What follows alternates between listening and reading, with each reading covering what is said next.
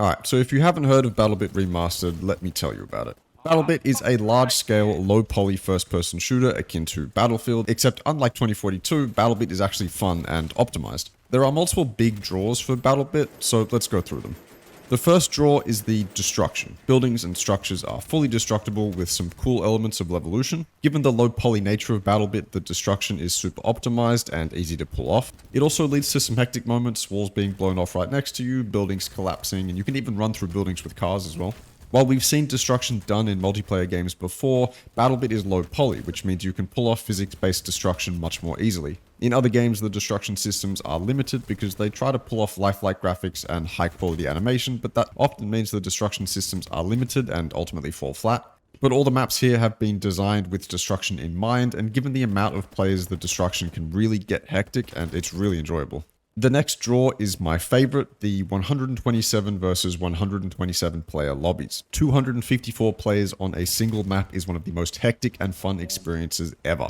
The choke points and objectives become absolute chaos with so many people going for them all at once. It really is crazy to see so many people charging at an objective at the same time. It genuinely feels surreal.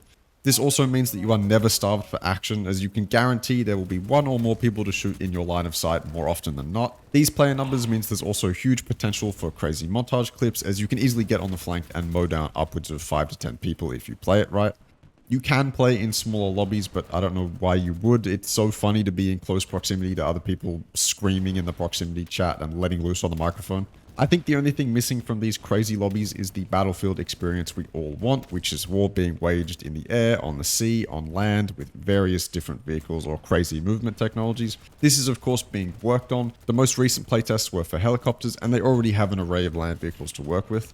It sounds crazy, but even with 127 players per team, the game isn't endlessly frustrating. The spawn system works really well, and I think the map design is great too. This means there's always cover to hide behind or a path to take. You would think that it would be an instance of spawn, die, spawn, die, spawn, die, but it isn't.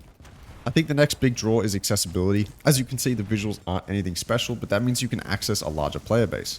It's also not at all complicated, so it should be pretty easy even for an FPS noob to jump in and start playing with some degree of confidence. It's also free right now, but that won't stay forever, as the 3 developers have said they will price the game at $15 USD after they launch, which, to be fair, I've been infinitely more satisfied with this game in my limited playtime than I was with Battlefield 2042. And if this game's going to be only $15, then I'm sold.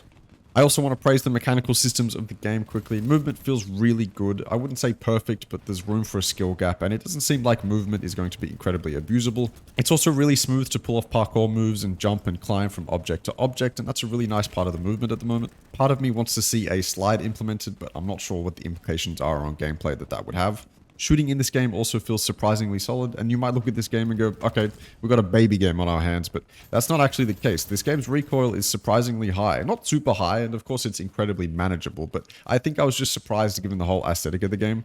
I like the recoil and shooting mechanics how they are right now though. There's a clear element of skill and control required, on top of a little bit of bullet ballistics, and it makes for some really satisfying kills.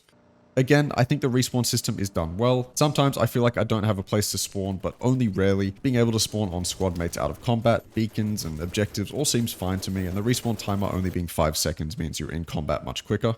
I also want to properly praise the map design again. Some parts of the maps have felt jagged or out of place, but most parts of the map are well designed for the chaotic 127 vs 127 matches. This also means that multiple micro or macro battles can be taking place at once across the map, and you can pick and choose which ones to go for. Weapon and rank progression is pretty simple from what I can gather. Level up your main rank to unlock weapons, and you get kills with those weapons to unlock attachments and camos. Very familiar system that everyone should be used to right now, and it's proven to work, so I can't really complain. But yeah, that's Battlebit for the moment. They're running playtests multiple times a week. I'm not exactly sure on the early access launch date, but I'll be there when it's out. It's being made by only 3 guys, and what they've given us so far is pretty damn impressive, so I'm excited for more. Also, they promised that there won't be any microtransactions, only claiming to potentially do DLC or some sort of supporter edition, but everything looks really good for Battlebit so far, and it's a game that really caught my eye, so I thought I'd make a video on it. Follow me on Twitter, Twitch, subscribe, enjoy your day, and see you next time.